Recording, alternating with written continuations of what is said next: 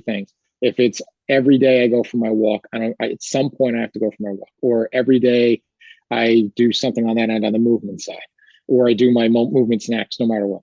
It could be something on the fuel side, is that every day I do a reading from this certain book, or every day I make sure I hit at least this amount of protein every single day, or start every day with this many grams of protein or this much water.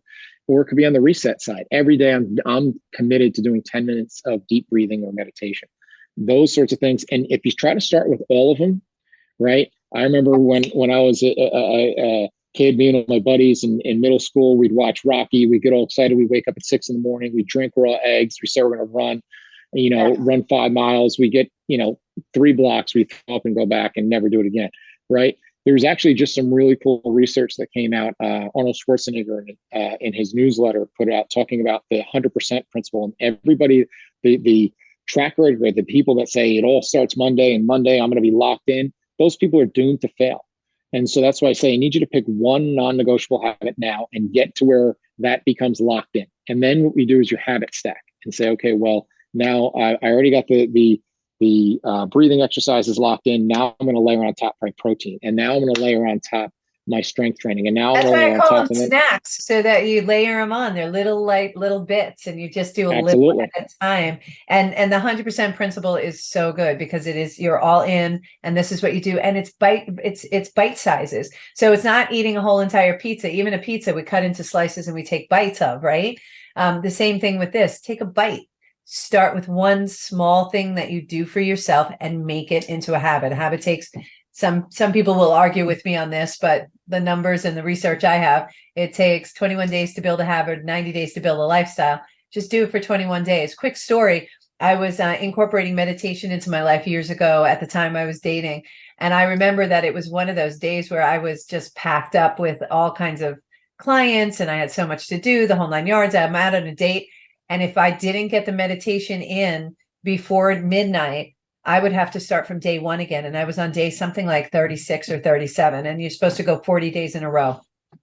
That was not going to happen. I literally ran out of the restaurant. I explained it to them, ran out of the restaurant, got in my car, did my meditation in my car. So I still did that non-negotiable that day. But I'm telling you, it was by hairs. I was having a good time. I forgot all about it. Time escaped me. And it was almost 12 midnight. So that's a non-negotiable. You stop everything you're doing and you go back and you make sure you do it for yourself, and you won't regret it. Again, I didn't want to start from day 1. So I give people the 80-20 rule, the way we do it, going back to the 100% thing. I've been telling people for 20 years, here's the 80-20 rule. That means if you follow everything I ask you to do 80% of the time, the other 20%, you can miss a workout, you can have that slice of pizza, you can, maybe stay up late or whatever, but that other 80% has to be dialed in. And Yeah. that's pretty livable. That gives you 4 or 5 meals a week that you can blow out. That gives you a workout you can blow off. That gives you a day that you don't have to be totally locked in. But those other 80% have to be. And then if you're not getting to your goal fast enough, you can always tweak that percentage. But that's a livable percentage. Now, I have certain people that we can't use that percentage because they have a season that's starting on this date, or they have a tryout, or they have something very specific that they have to be prepared for. And we may need to be 100% on because this is going to alter. I have somebody I work with this morning that has a workout as a professional football player coming up in 3 weeks. He has to be 100% on. Now, he's not going to do that for the rest of his life. If he's not even going to do that for the rest of this year, it's just for this short period. And so understanding that that's there, but most people aren't in that situation. Most people, if you do everything you need to do and follow the guidelines I've given you 80% of the time, the other 20%, you have some room for error, because remember I said it's cumulative. It's not one day, it's not 1 week, it's not 1 month, it is over time.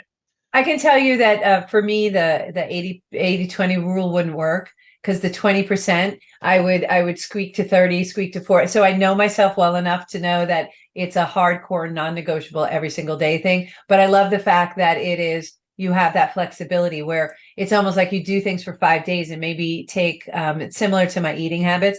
I will eat really, really healthy during the week, and on the weekends, I may have a drink or two. I may eat something that I normally wouldn't eat during the week. So that's my 80-20 split. So, and some of that comes down to why people have coaches, and that's what the accountability is. But the same accountability can be had if you have friends that you walk with. If you know that they're not going to, that if you miss one walk during the week because, hey, I'm really jammed up or I have to take the kids somewhere tonight, they're going to understand. If you start blowing off 2, 3 in a row, those people, should kind of call you out on it. And it's the same thing a coach does. So I can look at your food logs, and I can see you're journaling your food initially. So I can start you getting in the right groove with you to see how you're eating. And I can look and say, well, look, you think you're doing 80-20, but you're more like 40-60 here. And so we need to dial that up a little bit. And so that's what allows you. Most people, don't really have a good, accurate depiction of where they're at. And so that's why having a coach or a trainer is helpful to kind of to bump you in the right direction and say, you know what, you need to relax a little bit. It's okay. Go out and you're good. Don't take the weekend off and don't work out. Or it may be saying like, look, you think you're 80%, you're not. You're just not. So, and here's what we're looking at here. You're not realizing all these other things. And so that's really where the accountability, and whether it's a friend, whether it's a group, or whether it's a coach, that's where you keep on track. Absolutely. And that the accountability part is really important, because those are the days. And I had this rule too, as I met a partner at a location. And I would say neither one of us was allowed to call each other in the morning. So if you didn't show up, you knew you were letting the other person down. If we had that excuse, justifiable excuse to say, hey, by the way, I'm not coming today, it made it harder to say no, because I knew she was waiting for me. And it was the best thing that I ever did, because every time I was going out there, I knew I had to go. Like there were days I'd be like, no, I'm not going. I'm not doing this. And to make the phone call and throw a text was easy. I couldn't do that. I wasn't allowed. So then I would be like never mind, I'll get in the car. And so that accountability partner is good. And if you don't have somebody who's going to gently hold you accountable, a coach. That's what we do. You and I both do that. We set that environment and that platform to allow us to help you be successful, and help remind you of what the goals that you set, and help remind you how you can modify some of these things. All right. I have a shift in my schedule. How can we modify and still add it to the schedule? So that's beautiful that you do that. It's health and fitness is so important to the longevity and the quality of our life. Talk to us about that. Yeah, there's some really powerful research coming out now, because it was something that really wasn't thought about when I started in the industry, a bunch of years ago. And now you have, with the rise of success of people like Dr. Andrew Huberman and Dr. Peter Attia, talking about not just lifespan, but health span. There's a hugely successful new Netflix series right now called Into the Blue Zones, where a journalist goes and studies blue zones, which are these areas where they have an abnormally high number of people that not only live to 100, but thrive to 100.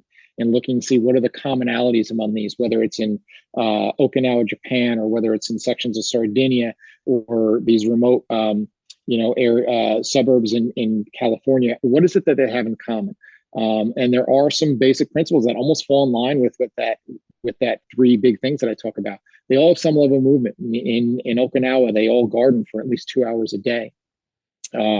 Whereas someplace else in Sardinia, they're also very active, and they're farmers. They're shepherds. So movement's a big part of it. The second part of it is fuel. They all eat something indigenous to their area.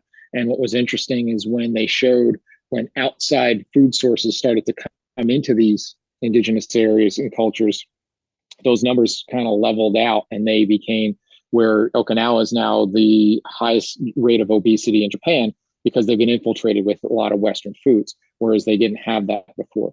And then in terms of the reset, they all not only have a strong sense of community, a sense of connection, but they also have this strong sense of purpose and why they do what they do. And in Japan, they actually have a term for it called ikigai, which is kind of your life's purpose. And so having all that, and this shows up time and time again in research. Sanjay Gupta is a brilliant neurosurgeon who's on CNN, wrote a book called Brain Rules. And he talks about brain health, but it really applies to all health. And it was the same principles of movement, of sleep, which is basically a reset, of having social connection. All those things connect and really go against the grain of what most people really do as they get older. They lower their expectations and just assume, because I'm older, that I can't do things or I shouldn't do things, which is nonsense.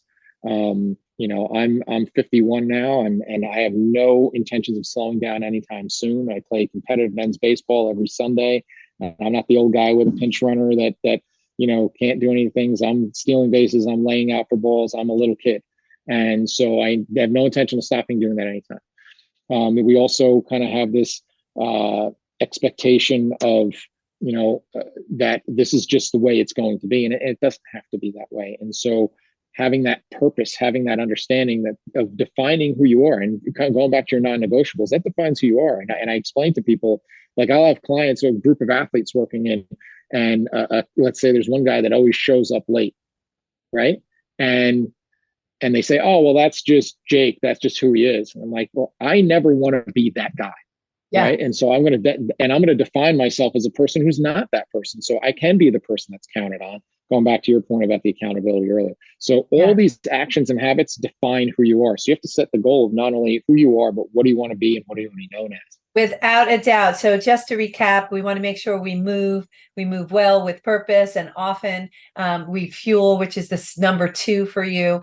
We drink good drinks, water, have good food, quality food, surf the external area of your grocery store if you have to shop in a grocery store, because that's where all the most healthy food is.